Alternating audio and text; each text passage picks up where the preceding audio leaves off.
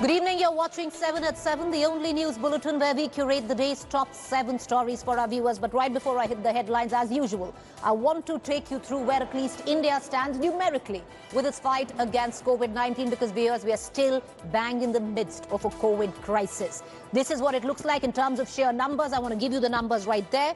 Total cases till now are 71,20,538.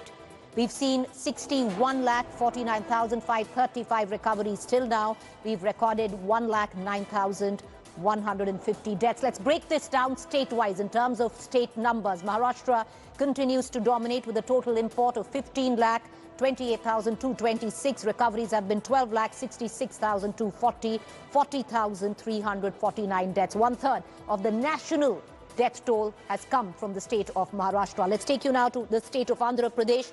The second highest import of positive numbers at 7,55,727. We've seen 7,03,208 recoveries in Andhra, recording 6,224 deaths. Karnataka with the total import is at number 3, threatening to take over Andhra Pradesh, starting at a total positive caseload of 7,10,309. Recoveries have been 5,80,054. Deaths have been more than Andhra Pradesh at 9,966. All of this data collated till just about 20 minutes ago, right here on India Today. Time now for us. All right, there's another one that has dumped the Congress and jumped the ship to the Bharatiya Janata Party. Yes, you heard it right. Another big leader in terms of electorally not so strong, but as a face, as a campaigner, strong enough. Khushbu Sundar has joined the Bharatiya Janata Party after resigning from the Congress party today. In her resignation letter to Congress Chief Sonia Gandhi, Khushbu complained that few leaders seated at higher level within the party suppressed her and did not allow her to work within the party. She also alleged that leaders who have no connectivity with ground reality or public recognition are dictating terms in the Congress. Reacting to Sundar joining BJP, Tamil Nadu Congress Chief K.S. Adagiri said, leaving Congress is of no consequence where Khushbu is concerned, as she never quite worked according to the party line. Congress leader Karthi Chidambaram says, and I quote, 180-degree turn is a tough maneuver to make.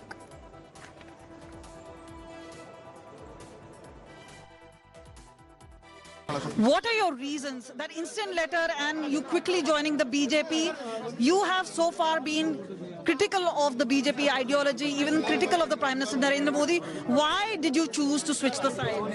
In fact, if you notice, I have been staying quiet. I have been laying low for quite some time, even with Congress, because I was not completely understanding that being in a position does not mean you oppose everything. You don't have to find faults to oppose everything.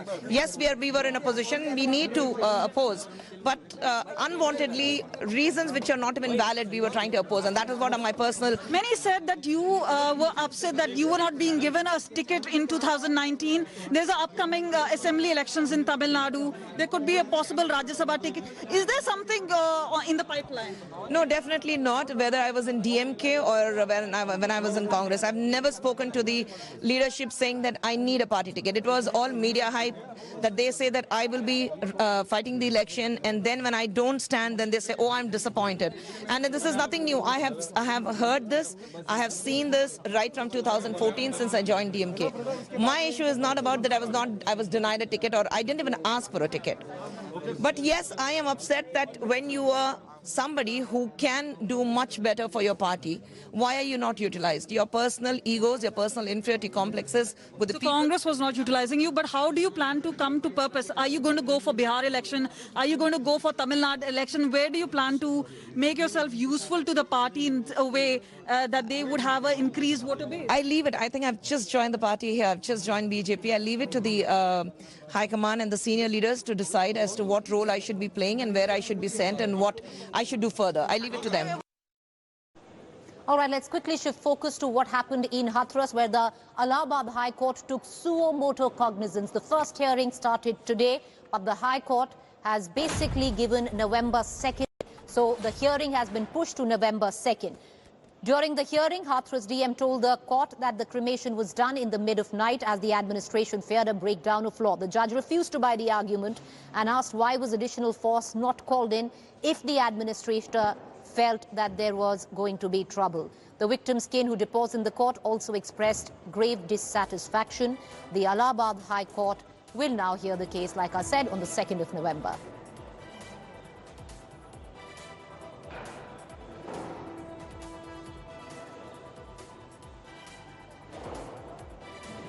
पीड़ित पक्ष के परिवार के सारे लोग court में हाजिर हुए थे। कोर्ट ने उनसे भी पूछताछ किया है। एसीएस होम और एडीजी लॉ एंड ऑर्डर और डीएम हाथरस, उनसे भी कोर्ट ने पूछताछ की है। डिटेल्ड ऑर्डर अभी बाद में पास होगा। अंतिम संस्कार के बारे में ही डिसीजन अभी होना है। हमने अपना पक्ष रखा है, पीड़ित पक्ष ने अपना पक्ष रखा है, सरकार ने अपना पक्ष रखा है। अब जो भी निर्णय आएगा उसके बाद, अभी 2 नवंबर को।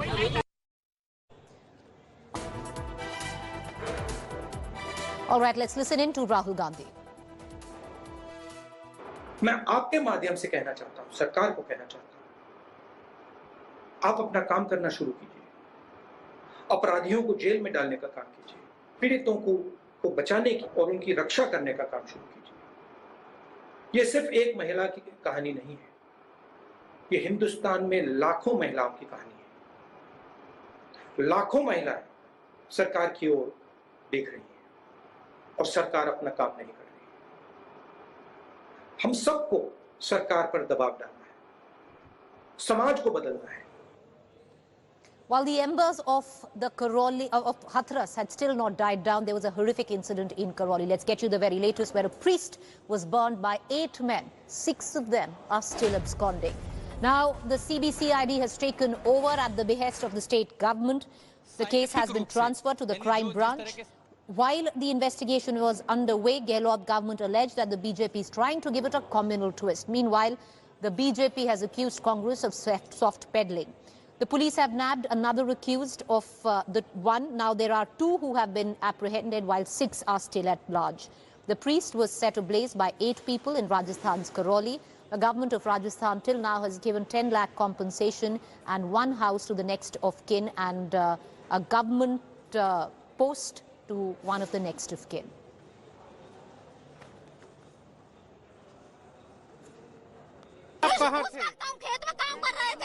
काम कर रहे थे उस वक्त हम खेत में काम कर रहे थे। फिर वो आदमी आया वहाँ पे, उसने पेट्रोल की बोतल उसके हाथ में थी, फिर आग लगाई। एक हाथ से पेट्रोल डाला, एक से लाइटर जलाया। मर गए तो हमने उल्टी दी थी, बस खेतों से भगा था।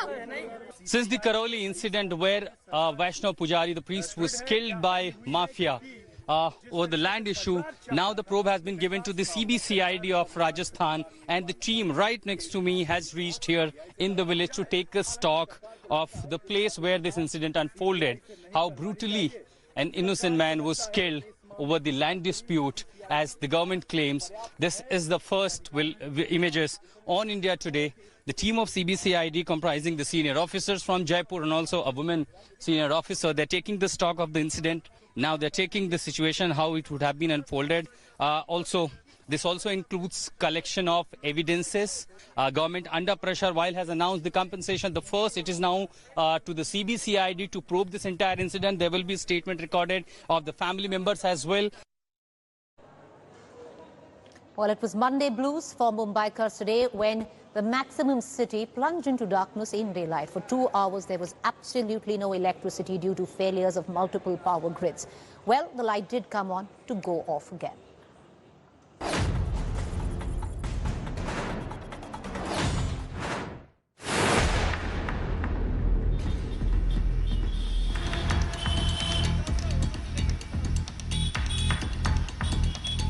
The city that is always on the move came to a standstill for a few hours Monday morning. Trains came to a halt. Lifts stopped midway. Traffic signals died out. Phones and internet connections became cranky. Lakhs of people faced unprecedented power cuts in Mumbai, Navi Mumbai, Thane and neighbouring regions. Unprecedented because the city is not known to face blackouts. Right now at CST station we are there, the commuters who are waiting to travel. You will see these must be mainly people who have done their night shift of work and they wanted to return to their houses. And now you will see the railway tracks here. The entire indicators are shut. The railways are not operating. People are lining up. Driver से पूछा, वो भी कह रहा साहब पता नहीं कब आएगी, 4 घंटा लगेगा, 5 घंटा लगेगा, नाइट ड्यूटी करके आ रहा हूँ, थका हुआ हूँ, वडाला जाना है, बैठा हुआ हूँ। एक घंटा वहाँ पे खड़ा हूँ, कुछ भी बताया नहीं है। Right here in front of me you can see the Andheri railway station where there are a number of trains which are still parked there waiting for the electricity restoration to happen. As soon as the power Not known to face blackout. Right now at CST station we are there, the commuters who are waiting to travel. You will see these must be mainly people who have done their night shift of work and they wanted to return to their houses. And now you will see the railway tracks here, the entire indicators are shut, the railways are not operating, people are lining up. Driver से पूछा, वो भी कह रहा साहब पता नहीं कब आएगी, 4 घंटा लगेगा, 5 घंटा लगेगा, नाइट ड्यूटी करके आ रहा हूँ, थका हुआ हूँ, वडाला जाना है, बैठा हुआ हूँ। एक घंटा वहाँ पे खड़ा हूँ, कुछ भी बताया नहीं है। Right here in front of me you can see the Andheri railway station where there are a number of trains which are still parked there waiting for the electricity restoration to happen. As soon as the power restoration will happen, these lifelines of Mumbai, the local trains will start operating again. Those who managed to reach offices wasted half their day waiting for the power to be restored. कितना काम overload हो जाएगा, शाम तक ज्यादा रुकना पड़ेगा। 2 days का काम हो जाएगा ना मैडम, कल आज का भी, फिर अगर कल लाइट आई तो कल और आज दोनों का। तो इसके पहले पता होता संडे तो आते ही नहीं हम लोग आज, मतलब लाइट नहीं आने वाली है, कल पता होता तो आज आए नहीं होते। ये है बीएमसी का मुख्यालय। यहाँ पर काफी तादाद में लोग नीचे इंतजार कर रहे थे क्योंकि ऑफिसेज में बिजली नहीं थी। किसी भी फ्लोर पर बिजली ना होने की वजह से खिड़कियां खोल दी गई थी। Power was restored in most parts of Mumbai after 2 hours, but the suburbs faced the heat and humidity for more than 5 hours. Mumbaikars heaved a sigh of relief when the lifeline of the city, the local train, started.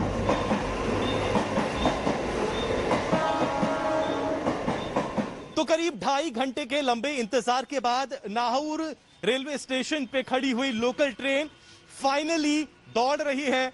लोग खुश हैं, काफी देर तक यहां लोगों को इंतजार करना पड़ा। According to the state government, this unprecedented power outage was due to grid failure. महापालिकेच्या 400 केव्ही कळवा पडगा जीआयएस केंद्रात सर्किट 1 चे देखभाल दुरुस्तीचे काम सुरू होते। यावेळी सर्व भार सर्किट 2 वर टाकलेला होता, मात्र सर्किट 2 मध्ये अचानक तांत्रिक बिघाड झाल्याने मुंबई ते ठाणे मधील बहुतांश भाग आज प्रभावित झालेला आहे। तो अवघ्या अर्धा पाऊण तासामध्ये पुन्हा सुरू होईल। The Maharashtra government has ordered an inquiry into the blackout. With Pankaj Upadhyay, Divyesh Singh, Mustafa Sheikh and Vidya in Mumbai, Bureau Report, India Today. All right, let's shift focus right now with the world battling the COVID crisis, the hunt on for a vaccine. Any information that comes by to suggest that there could be a cure or what are the ways that you can actually contract the virus is precious. Now, this is the latter. 28 days, that's how much the virus can actually survive on your phone cover or even currency notes. So be very, very careful when you sanitize your mobile phone or handle currency. The research finding also found that at 20 degrees Celsius, the virus survives for 28 days. At 30 degrees Celsius, the survival rate dropped to 7 days, and at 40, it plunged to just 24 hours. Mind you, we are going into a tough winter. Welcome back. Time now to bust certain claims masquerading to be facts, especially on social media and WhatsApp groups. Now, there is a tweet which is floating about suggesting that United States President Donald Trump actually tweeted after taking a Russian vaccine for COVID-19. It's incorrect, false. With that busting of that myth, it's time for us to go into a quick break. We'll see you on the other side. It's to the point.